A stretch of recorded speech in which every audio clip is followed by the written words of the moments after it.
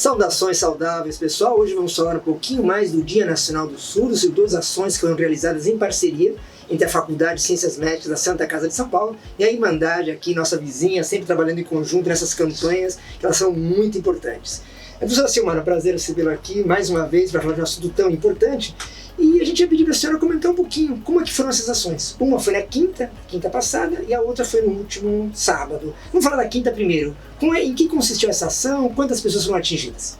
Então, obrigada mais uma vez. A gente sabe o quão importante a gente fazer essas ações e lembrar principalmente o Dia Nacional do Surdo, que foi dia 26 de setembro, no sábado, e a gente sempre teve essa campanha que chama Caminhada do Silêncio. Nós estamos na 8ª edição, esse ano foi diferente, e a primeira parte que nós fizemos na quinta-feira foi para atingir uma população que provavelmente a gente não iria conseguir atingir no sábado, já que fizemos a Caminhada do Silêncio online. Então é uma ação que a gente usa o decibelímetro e o microfone na boneca, e essa é uma avaliação que a gente faz para saber o excesso de volume que as pessoas estão utilizando atualmente com os fones de ouvido. A gente sabe que não é o fone especificamente, mas sim o tocador. Pode ser o seu smartphone, enfim, o seu computador, onde você vai colocar a música preferida. E essa é uma medida super importante, onde a gente faz alerta com relação ao excesso de volume. A gente brinca, né? A gente tem uma ação que chama volume alto machuca. Então, som alto machuca suas células ciliadas, machuca, entre outras questões da saúde auditiva. Você pode ter, com excesso de amplificação, tonturas, zumbido, dor de cabeça, enfim, tem uma série de fatores ali que não está vinculado apenas e exclusivamente ao fato de você deixar de ouvir música alta, mas sim a sua saúde física, psíquica, emocional, e assim, a gente tem que tomar cuidado com a saúde auditiva. E a Duda participou dessa ação? Yes! A Duda estava lá, firme e forte. Nós conseguimos atingir, foi um período pequeno dentro da Santa Casa, ali na frente da capela. Foram por volta de 50 pessoas. Essas 50 pessoas estavam transitando para não ter aglomeração nem nada. Então, quem passasse pelo nosso espaço, nós convidávamos para fazer esse teste. E por incrível que pareça, todas as 50 pessoas que nós entrevistamos estavam com o celular na mão. E todas estavam com seus fones de ouvidos ou no bolso ou enrolado no pescoço. Nós levamos alguns fones também para a Duda, caso alguém não tivesse, né, com seu fone, e foi muito interessante. Um pouco diferente do que nós já tínhamos de resultado dos anos anteriores, e aí fizemos aí pequenas reflexões de quinta-feira para cá. Uma delas foi que nós, por coincidência, fizemos praticamente a mesma quantidade de homens e mulheres, e também fizemos a mesma faixa etária, entre 19 a 58 anos foram as pessoas que circularam, médicos, enfermeiros, pacientes, funcionários de uma forma geral da Irmandade e da faculdade. E o que nos chamou a atenção foi que a faixa etária maior que nós encontramos foi de 30 a 40 anos. E das 50 pessoas que passaram por lá, 95% estavam usando adequadamente a intensidade desejada. O que é uma boa notícia. O que é uma boa notícia. Então a gente sempre fala que o que é uma intensidade desejada? Até 85 decibéis, a gente consegue ficar por volta de 8 horas com fone de ouvido sem prejudicar a sua saúde auditiva. E também dor de cabeça, tontura, zumbido, quer dizer, tudo que o excesso de barulho pode trazer no nosso corpo. E isso é interessante, porque nas outras campanhas, apesar de ser um número maior de pessoas que nós avaliamos, sempre atingia um número maior de pessoas com excesso de ruído.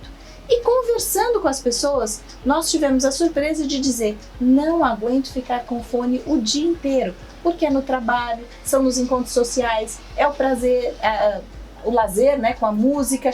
Então, o fato de estarmos o tempo todo com o fone de ouvido, essas pessoas estão abaixando o volume dos seus eletrônicos, né, para poder escutar. Talvez pelo uso, né, quer dizer, que aumentou muito, né, em função da pandemia, né, obviamente não dá para dizer isso cientificamente, porque é um universo pequeno, mas talvez seja uma tendência a ser melhor estudada, melhor compreendida para o futuro. Exato.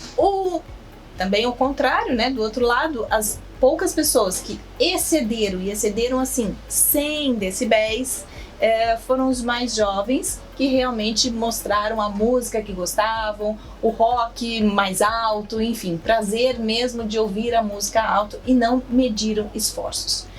Por outro lado, também orientando e mostrando que em decibéis eu só poderia usar praticamente 1 hora por dia, convencendo sobre os prejuízos que a música alta causa, eles reduziram, colocando no seu smartphone o limitador de volume para facilitar e não ficar tão prejudicada a sua audição. Então foi bem interessante, foi uma ação rápida, curta, mas a gente não quis deixar de lembrar esse momento e a Duda está aí sempre para contar para a gente e orientar a necessidade da gente controlar um pouco mais o volume de som na nossa Ela não se cansa de trabalhar, né, Duda? Não se cansa. Tanto que ela está aqui, né? Logo depois da ação, ela está aqui firme e forte.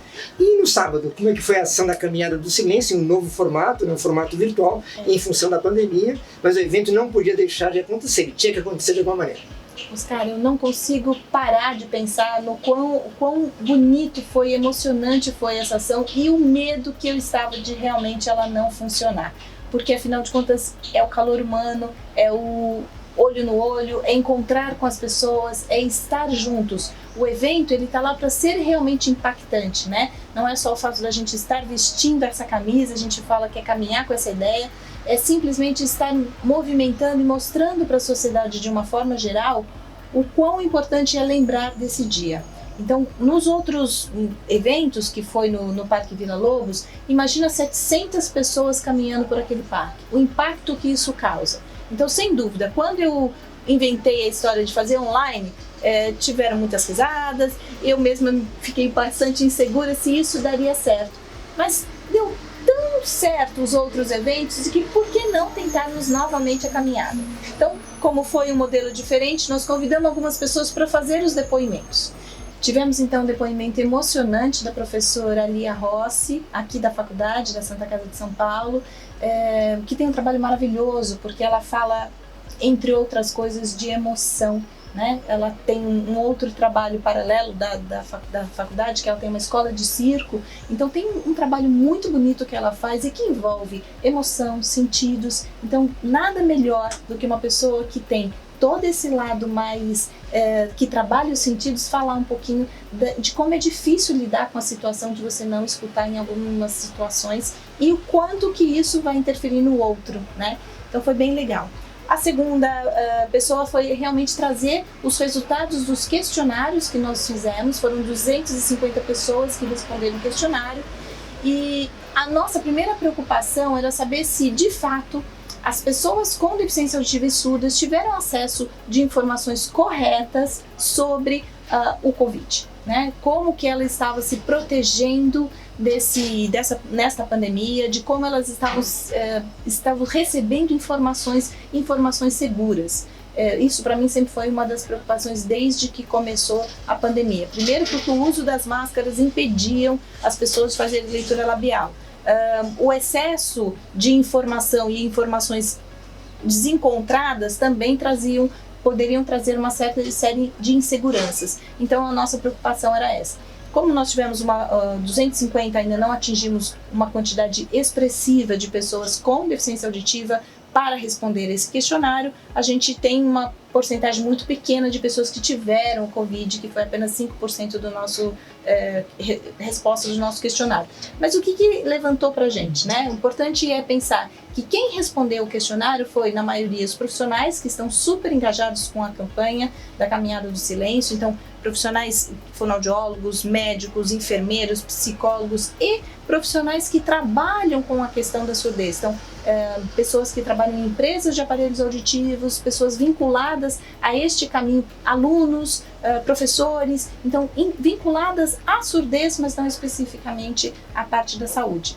E outras foram as famílias que estavam tão engajadas nos outros anos que responderam também o questionário. Portanto, a gente perdeu aí neste momento o lado ruim da Caminhada do Silêncio, que foi não encontrar com os surdos que sinalizam, com os surdos adultos que estavam todos os anos em grande quantidade, né, para mostrar assim, existem sim diferentes formas de comunicação e tudo bem, e que a Libras é uma língua linda e que ela precisa de tempo para aprender, precisa de disponibilidade para aprender, porque ela é uma língua como qualquer outra, que tem sua gramática estruturada, que tem uma dificuldade de simplesmente você chegar e fazer um gesto e dizer que você já usa Libras. Não. A língua brasileira de sinais, ela tem a sua gramática, sintática, enfim, toda a sua estrutura certa.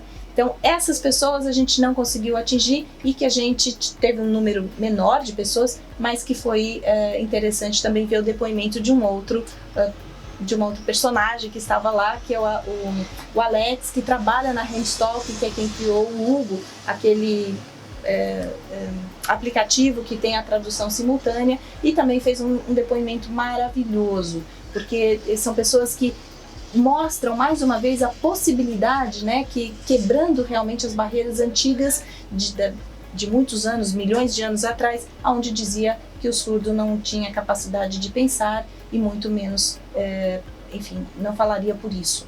E hoje a gente vê que os surdos têm voz, seja por meio da língua de sinais, pelas mãos ou pela própria possibilidade da oralidade, né, que antigamente não se via como possível.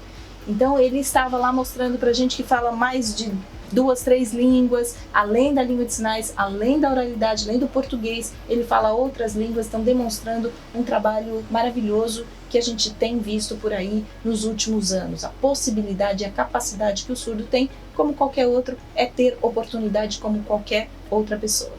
Para fechar, então, o grande ensinamento que fica, né, para a senhora como docente, né, como ser humano também, nessa ideia do acolhimento desse, né, Dia Nacional do Surdo, diferente em função da pandemia, qual é o grande ensinamento que fica para a gente compartilhar com as pessoas que estão vendo esse vídeo? Oscar, eu acho que o grande ensinamento é dizer assim, não dá para a gente parar e calar. A gente fala tanto em humanização, a gente fala tanto de formas, né, desse olhar de respeito, e vamos praticar. Vamos praticar a humanização, vamos praticar o respeito com as escolhas, com a diversidade. Dentre a própria deficiência da audição, né, as pessoas com deficiência auditiva ou surdas, existe uma diversidade enorme. Pessoas que falam, pessoas que sinalizam, pessoas que usam implante, pessoas que usam só aparelho e pessoas que estão aí tentando entender melhor. Mas se nós respeitarmos as escolhas e oferecermos informações, né, eu acho que a gente trabalha muito com a questão de influenciar com informação. Se a gente consegue influenciar com informação, podem ter mudanças internas da pessoa e isso pode fazer toda a diferença. Então, não desistam, continuem lutando e lembrem, não é só um dia o Dia do Surdo, são todos os dias. Eles estão aí para a gente aprender com eles, respeitar e, obviamente, podermos estarmos juntos mais uma vez, todos unidos. Essas datas, na verdade, professora, funcionam como efemérides, né? Ou seja, no sentido de levantar um pouco mais essas questões que permanecem o tempo inteiro na sociedade, às vezes mais escondidas, às vezes mais explícitas, né? Isso aí. Então, o Dia Nacional do Surdo, acho que traz essas reflexões. Muito obrigado pelo bate-papo, pela entrevista. Muito obrigado pelas ações, né, que foram realizadas, então, recapitulando, na quinta-feira e no sábado. Hoje nós estamos gravando isso, né, na segunda-feira, então é um momento de reflexão sobre o que foi feito e já pensando, né, no próximo, né, tomara que aí a pandemia já nos dê, né, uma folga e tudo possa voltar, né, ao chamado novo normal. É isso aí. Professora Semara, muito obrigado. Até a próxima. Obrigada, Oscar. Obrigada.